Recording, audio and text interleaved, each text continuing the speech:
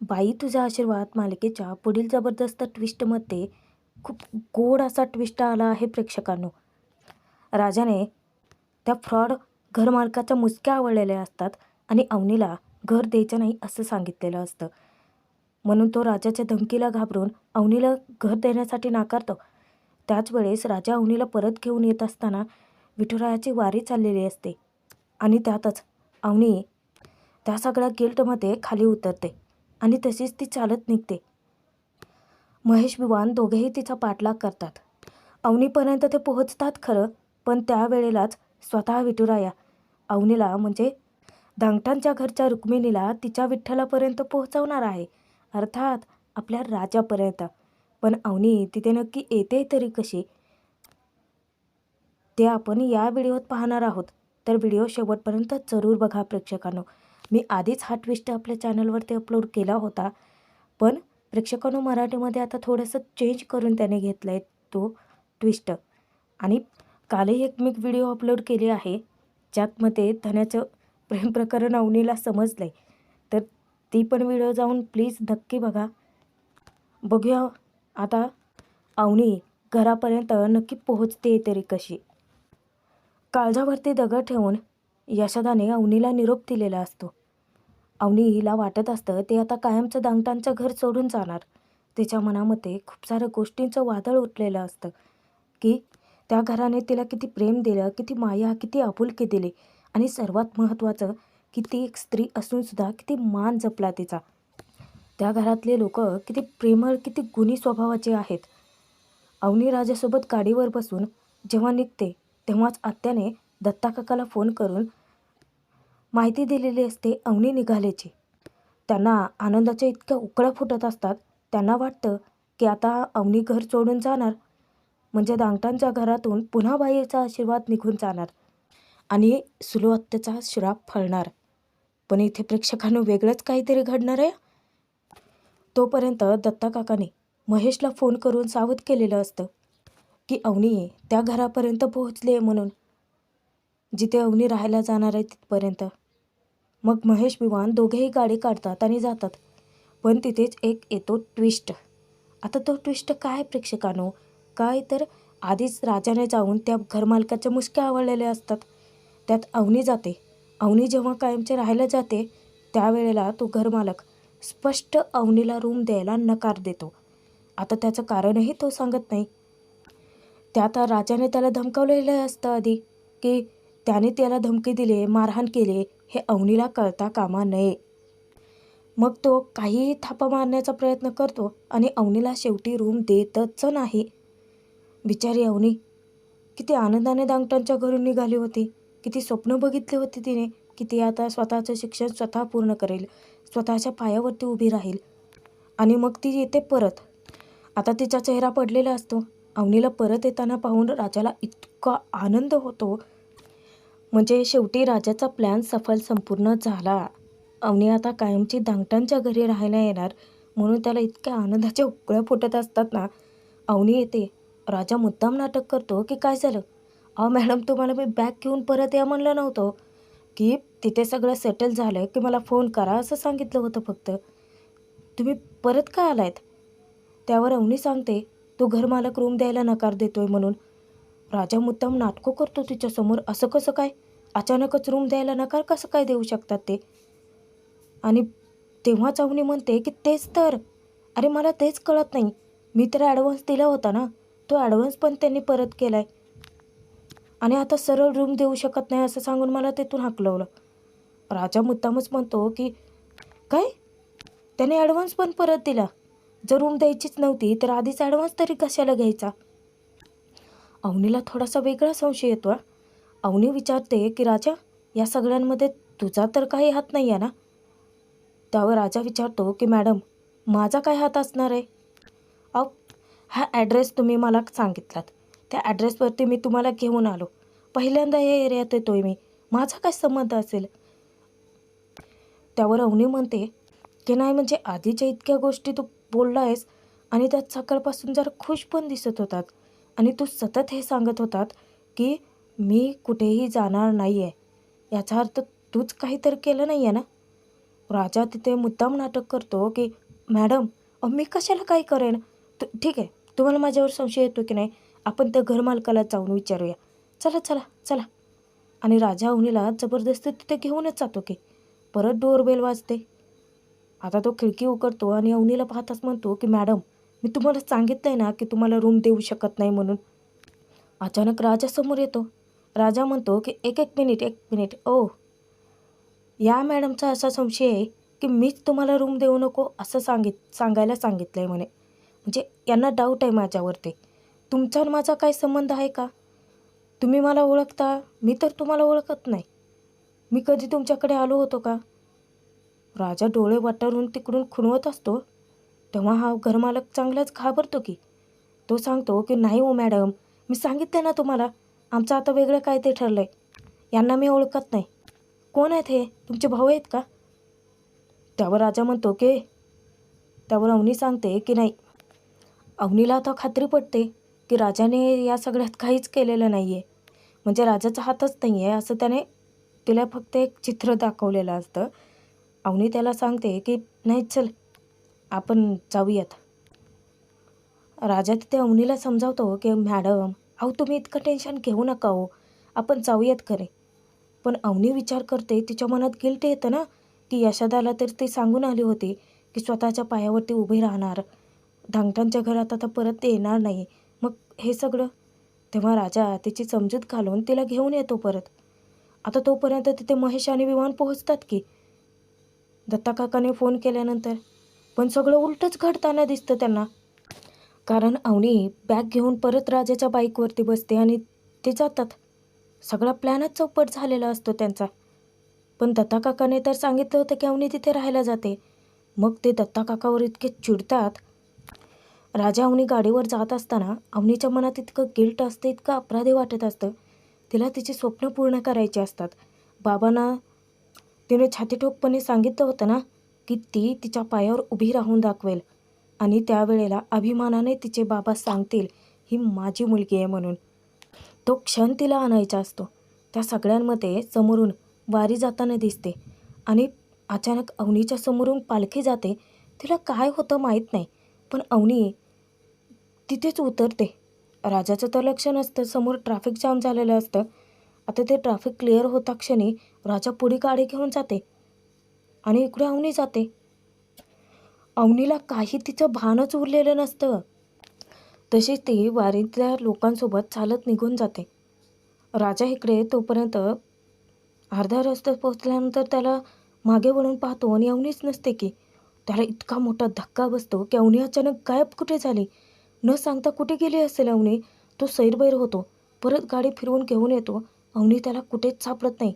अचानक अवनी गेली कुठे, त्याच्या काळजाचा ठोकाच चुकतो. तोपर्यंत अवनी वारीतल्या लोकांसोबत तशीच पालखीच्या मागे चालत असते.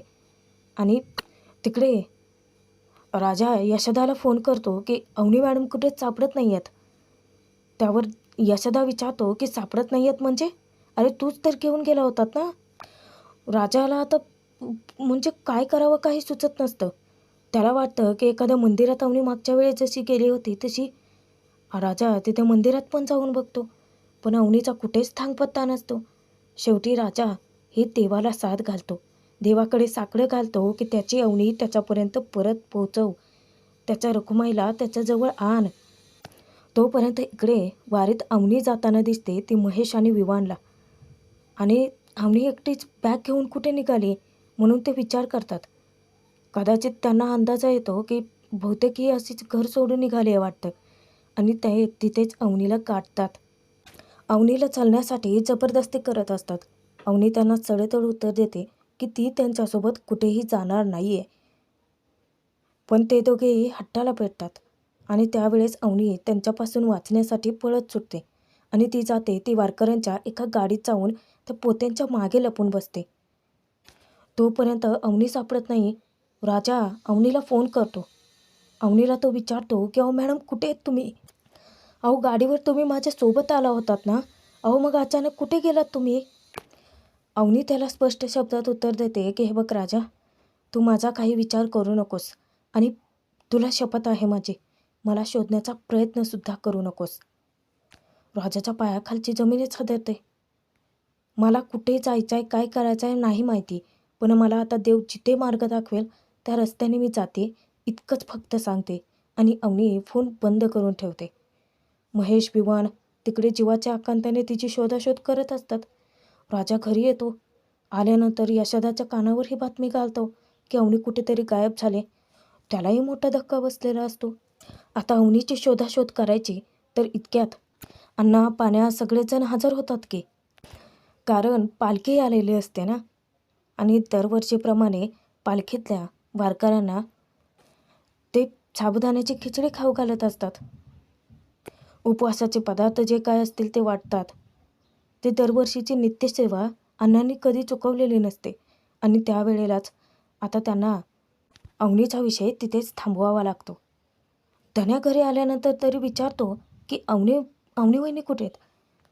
काय उत्तर द्यावं काहीच समजत नसतं. पण राजा तिथे त्याचं सांत्वन हेच सांगून करतो की अरे येतील रे त्या, त्यांचं महत्त्वाचं काम आहे म्हणून गेलेत, येतील त्या. सर्वांनी नुसतं त्यांचं डोकं हैराण केलेलं असतं की अवनी वहिनी कुठे आहेत, अवनी वहिनी कुठे आहेत. काय उत्तर द्यावं सुचत नसतं. राजाने तात्पुरत्या थापा तरी मारलेल्या असतातच. आणि ज्या वेळेला पालखी येते त्यावेळेलाच आत्या, दत्ताकाका दोघेही आनंदात असतात. कारण आता धांगटांच्या घरची सून जाणार म्हणजे त्यांना आनंदाचा उकळं फुटणार, त्यांचा श्राप फळणार. म्हणून त्यांना आनंद, जो आसुरी आनंद आहे तो आपल्या आपल्या नादात ते तल्लीन असतात. नमी, यशोदाता, अण्णा सर्वच जण येऊन पालखीची पूजा करतात. तिथे उपस्थित असलेल्या त्या सगळ्या वारकऱ्यांना उपवासाचे जे काही पदार्थ असतील ते वाटप करतात. आणि अशा वेळेलाच तिथे विठुरायाची पालखी समोर येते आणि राजा साद घालतो पुन्हा एकदा. राजा तिथे प्रार्थना करतो की विठुराया, या घरचे सून कायमचे निघून जाणार अशी भीती होती या सगळ्यांना. यशोदाला तर सुचत नव्हतं की तो घरात त्यांना काय उत्तर देईल, काय तोंड दाखवेल. घरातले सर्वजण अस्वस्थ होतील सत्य कळल्यानंतर. पण त्याआधीच मी सगळी व्यवस्था करूनही आता अवनी मॅडम कुठे गायब झाल्यात मला नाही माहिती. विठुराया, तू काहीही कर, पण रुक्मिणीला तिच्या घरी घेऊन ये.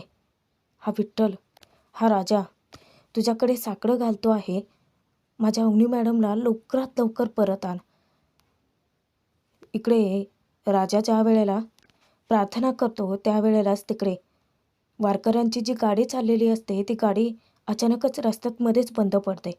तिथले लोक जे असतात ते आरडाओरडा करतात की अरे गाडी बंद पडली, गाडी बंद पडली.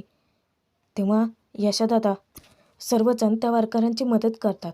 ते सांगतात की ठीक आहे, तुम्ही थांबा जरा, त्यात पाणी असतो ना, पाण्या तर मेकॅनिक आहे, पाण्या गाडी दुरुस्तीचं काम चांगलं करू शकतो. आणि म्हणूनच ते त्यांना तिथेच थांबवून ठेवतात. आता आतमध्ये जे काही वारकरी असतात त्यांना खाऊ पिऊ घालायचं, म्हणजे विठुरायाची आणखीन सेवा मिळाली म्हणून अण्णा खुश होतात.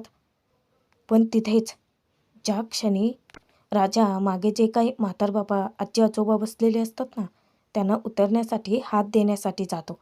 यशोदाही असतो. दोघेही त्यांना उतरवत असताना अचानक अवनी डोकावते आणि अवनीला पाहता क्षणी राजाचा आनंद गगनाला भिडतो. राजा इतका खुश होतो अवनीला पाहून. त्यावेळेला यशोदाला सुद्धा आनंद झालेला असतो. आणि अवनी तिथे समोर येते.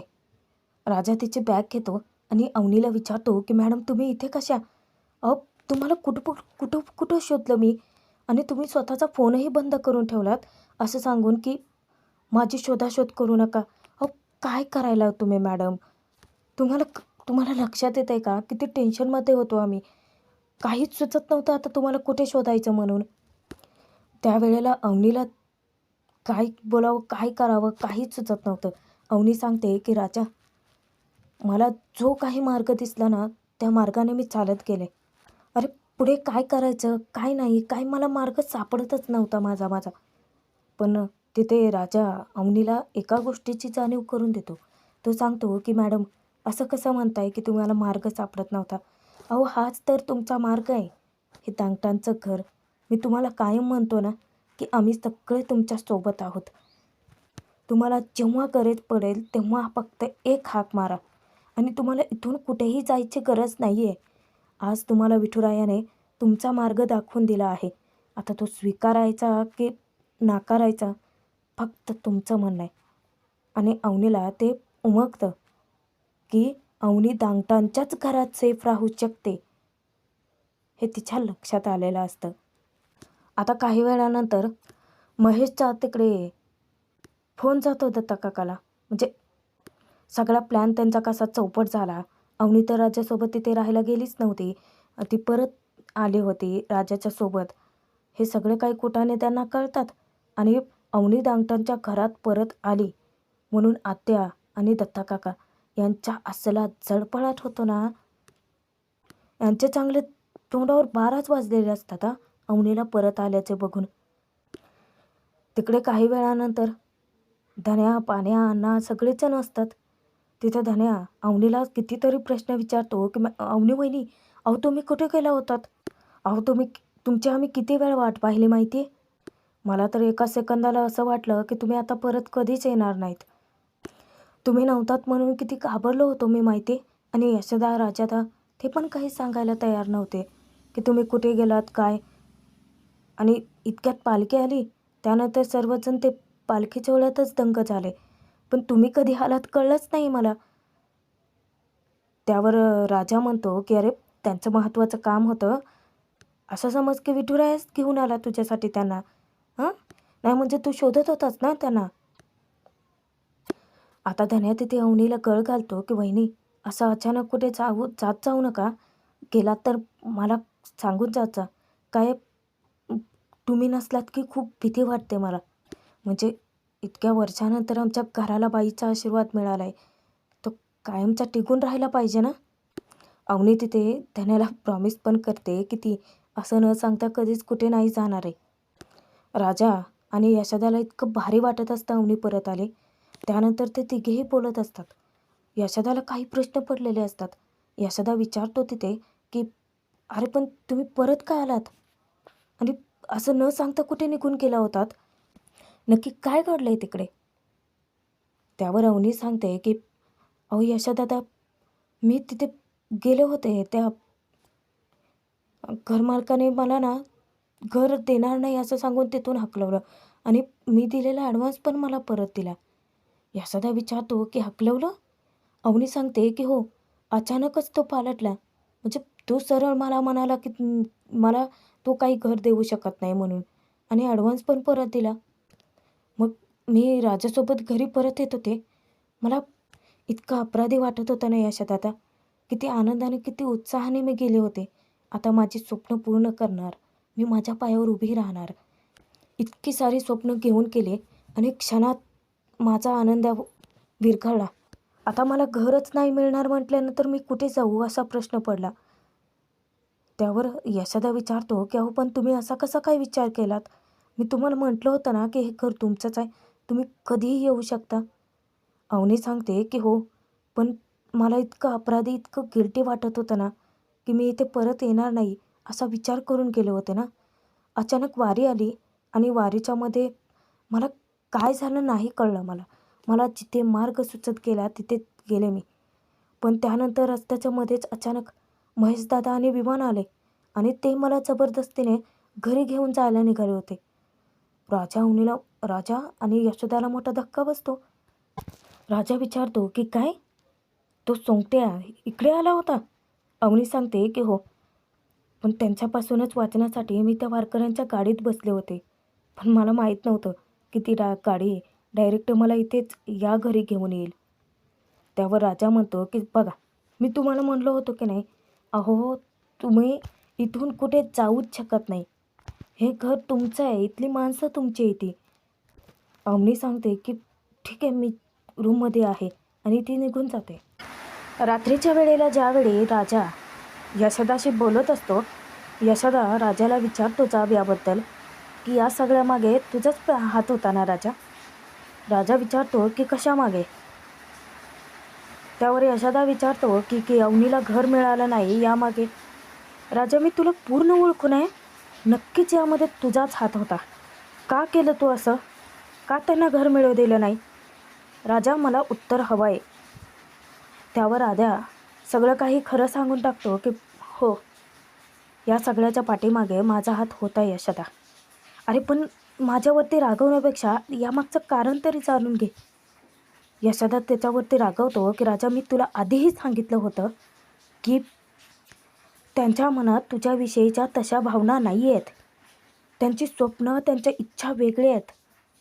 तू स्वतःच्या स्वार्थासाठी त्यांना इथे डांबून ठेवू शकत नाहीस. का तू त्यांच्याशी असा वागतोयस?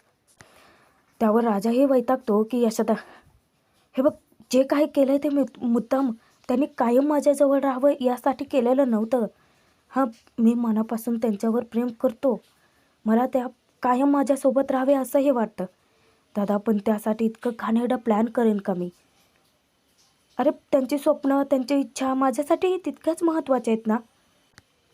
यशोदा विचारतो की मग सांग, हे सगळं कशासाठी केलंस तू? त्यावर राजा कारण सांगतो की हे बघ यशोदा, अवनी मॅडमने जेव्हा आपल्याला सांगितलं होतं की त्यांनी स्वतःला राहायला एक घर बघितले आणि त्या कायमच्या निघून जाणार आहेत, त्यावेळेला मला फक्त त्यांच्या सेफ्टीचा महत्त्वाचा प्रश्न वाटला की बाबा तो एरिया कसा आहे, ते घर, तिथली माणसं, तो घरमालक, ते सगळं कसं आहे, त्या तिथे सेफ तर आहेत ना, हे पाहण्यासाठी ज्या वेळेला मी तिथे ते घर शोधत गेलो होतं ना, तिथल्या शेजारच्या एका काकूने मला सांगितलं की इथे अजिबात घर बघू नका. आणि त्या माणसाचा बायकांकडे बघण्याचा दृष्टिकोन खूप घाणेरडं होतं. अरे यशोदा, खूप वाईट नजरेचा माणूस होता तो.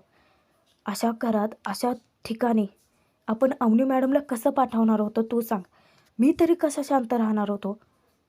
मी त्या माणसाची भेट घेतली. यशोदा, तुला सांगतो की एका मुलीची इतकी विचित्र अवस्था केली होती ना त्याने. त्याला असला मी ठोकला तिथे. त्यानंतर त्या मुलीची तिथून सुटकाही केली आणि अवनी मॅडमला हे घर देणार नाही, ॲडव्हान्सही परत द्यायचा असं धमकी दिली मी त्याला. यशोदाही हादरतो. तो विचारतो की काय? राजा सांगतो की हो. अरे यशोदा, मान्य आहे मी त्यांच्यावरती जीवापाड प्रेम करतो, पण स्वतःच्या स्वार्थासाठी त्यांच्या इच्छा, त्यांची स्वप्न नाही ना मारू शकत. तो माणूस फ्रॉड होता यशोदा. आणि नशीब, देवी आईच्या कृपेने ते वेळेवरती जाऊन मी बघितलं, ते कळलं. नाहीतर अवनी मॅडम कुठल्या संकटात अडकल्या असत्या विचारसुद्धा करवत नाही आहे मला. पण राजाने जे काही केलं ते चांगलं केलं म्हणून यशोदा आता त्याची पाठ थोपटतो. कौतुक वाटतं त्याला. तर प्रेक्षकांनो, आता पुढच्या ट्विस्टमध्ये राजाच्या आयुष्यात एक आनंदाची बातमी घडणार आहे आणि सोबतच आपली अवनी ही राजाची खोटं बोलण्याची खोडही मोडणार नाही. पण ते कसं, ते तर तुम्हाला पुढील भागात पाहायला मिळेल. त्यासाठी पुढचे ट्विस्ट बघत राहा फक्त आपल्या चॅनलवरती. सबस्क्राईब करायला विसरायचं नाही हा.